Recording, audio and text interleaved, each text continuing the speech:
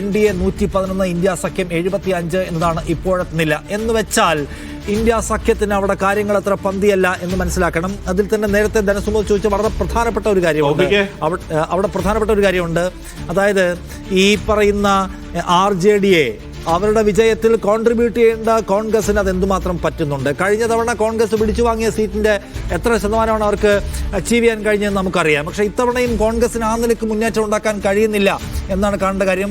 RJDക്കൊപ്പം സഖ്യകക്ഷികൾക്ക് ചലിക്കാൻ കഴിയാത്തതാണ് അവിടുത്തെ RJDയുടെ ഈ കുതിപ്പിന്റെ അല്ലെങ്കിൽ ഈ പറയുന്ന വീഴ്ചയ്ക്ക് പ്രധാന കാരണമായി കാണുന്നത്. ഇന്ത്യ സഖ്യം 74-ലും NDA 120-ലും ലീഡ് ചെയ്യുക എന്ന് വെച്ചാൽ ഇനിയിപ്പോൾ ഇതിന്റെ സ്പ്രിറ്റ് നമുക്ക് കാണാം. BJPയേക്കാൾ വലിയ കക്ഷിയാണ് RJD. ഇപ്പോഴും അവിടെ JDU 54 സീറ്റിലും BJP 55 സീറ്റിലും ലീഡ് ചെയ്യുമ്പോൾ RJD 66 സീറ്റിലാണ് ലീഡ് ചെയ്യുന്നത്. കോൺഗ്രസ് ആകെ 8 സീറ്റിൽ മാത്രമേ ഇപ്പോൾ ലീഡ് ചെയ്യുന്നുള്ളൂ. LJP ഒരു സീറ്റിൽ, HAM ഹിന്ദുസ്ഥാൻ അവാമി മോർച്ച ഒരൊറ്റ സീറ്റിൽ ലീഡ് ചെയ്യുന്നു. RLMന് സീറ്റൊന്നും ഇല്ല. IIPക്ക് ഒരു സീറ്റില്ല. ഇടത് കക്ഷികൾക്ക് ഒരു സീറ്റുണ്ട്. ഒപ്പം VIP സീറ്റില്ല. കോൺഗ്രസിന് 7 സീറ്റ്. ജൻസ്വരാജ് പാർട്ടി എന്ന് പറഞ്ഞ പ്രശാന്ത് കിഷോറിന്റെ പാർട്ടി 5 സീറ്റിൽ ലീഡ് ചെയ്യുന്നു. ചെറിയ കാര്യമല്ല അത്. ഒപ്പം അസദുദ്ദീൻ ഒവൈസിയുടെ AIMIM 2 സീറ്റിൽ ലീഡ് ചെയ്യുന്നുണ്ട്. ആം ആദ്മി പാർട്ടിയും BSPയും ഒരു സീറ്റിലും ലീഡ് ചെയ്യുന്നില്ല എന്നാണ് ഇപ്പോഴത്തെ നില. ഇപ്പോഴും വലിയ കക്ഷി ഏതാണെന്ന് ചോദിച്ചാൽ RJD ആണ്. പക്ഷേ RJDയുടെ വിധി നോക്കൂ. 2020-ലും അവർ തന്നെ സിംഗിൾ ലാർജസ്റ്റ് ഏറ്റവും വലിയ കക്ഷി. 2025-ലെ തെരഞ്ഞെടുപ്പിലും ഇപ്പോഴത്തെ കണക്കെടുത്താൽ RJD എന്ന് വെച്ചാൽ ലാലു പ്രസാദ് യാദവിന്റെ പാർട്ടി തന്നെ വലിയ കക്ഷി. പക്ഷേ ഭരണത്തിലേക്ക് സഞ്ചരിക്കാൻ കഴിയാത്ത വിധം സഖ്യകക്ഷികൾ ദുർബലപ്പെടുന്നു എന്നാണ് ആ പാർട്ടി നേരിടുന്ന ഏറ്റവും വലിയ ദുരന്തം. ഇന്ത്യ സഖ്യത്തിന് മഹാഗഡ്ബന്ധന് 74 സീറ്റും കൊണ്ട് ഇപ്പോൾ 73, 122 നിൽക്കേണ്ടി വരികയാണ്. അപ്പം ഭരണത്തിന്റെ സാധ്യതകൾ അവസാനിക്കുന്നുവെന്ന് ഇപ്പോൾ അവർക്ക് വേണമെങ്കിൽ ആശങ്കപ്പെടേണ്ട ഒരു ഘട്ടമാണ്. പക്ഷേ ഈ ഓരോ മേഖല മാറി മറിയുമ്പോൾ നമ്പറുകൾ മാറി മറിയാം. ഇതിന് മുൻപും ആ അനുഭവം ഉണ്ടായിട്ടുണ്ട്. ഈ നമ്പർ കണ്ട് പരുങ്ങുന്നുണ്ടോ, ആശങ്കപ്പെടുന്നുണ്ടോ മഹാഗഡ്ബന്ധനിലെ നേതാക്കൾ? ധനസുമോദേ,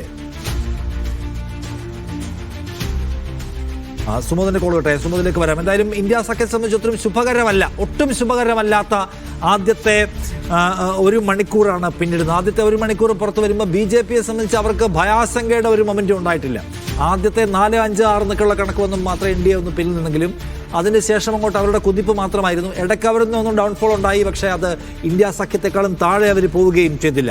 എന്തായാലും ബീഹാറിലെ തെരഞ്ഞെടുപ്പ് ഫലം BJPക്ക് തോൽക്കാൻ ഒരു സാധ്യതയ്ക്കും തോൽവിയുടെ ഒരു സാധ്യതയ്ക്കും വിട്ടുകൊടുക്കാൻ അവർക്ക് കഴിയില്ല. കാരണം ബീഹാറിൽ നിതീഷ് കുമാർ സന്തോഷിച്ചിട്ടില്ല എങ്കിൽ, നിതീഷ് കുമാറിന് അധികാരമില്ല എങ്കിൽ, നിതീഷ് കുമാറിനെ NDAയുടെ പാളയത്തിൽ നിലനിർത്തിയിട്ടില്ല എങ്കിൽ നരേന്ദ്രമോദിയുടെ കേന്ദ്രാധികാരം പോകുന്ന കേസാണ്.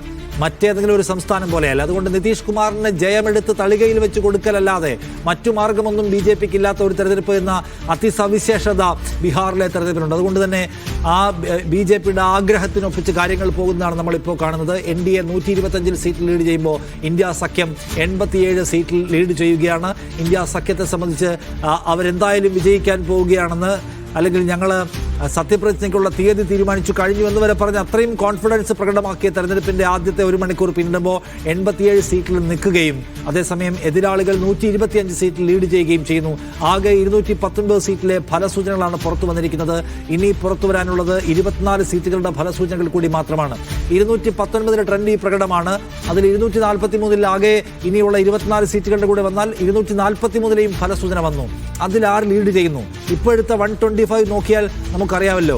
ഞാൻ നേരത്തെ പറഞ്ഞ പോലെ 123 സീറ്റിലെ ലീഡ് എടുത്താൽ ഭരണത്തിലേക്ക് സഞ്ചരിക്കാൻ കഴിയും. 125 സീറ്റിൽ NDA ലീഡ് ചെയ്യുന്നു വെച്ചാൽ NDA ഈ പറയുന്ന മാജിക് നമ്പർ ടച്ച് ചെയ്ത് കഴിഞ്ഞിരിക്കുന്നു എന്നാണ്.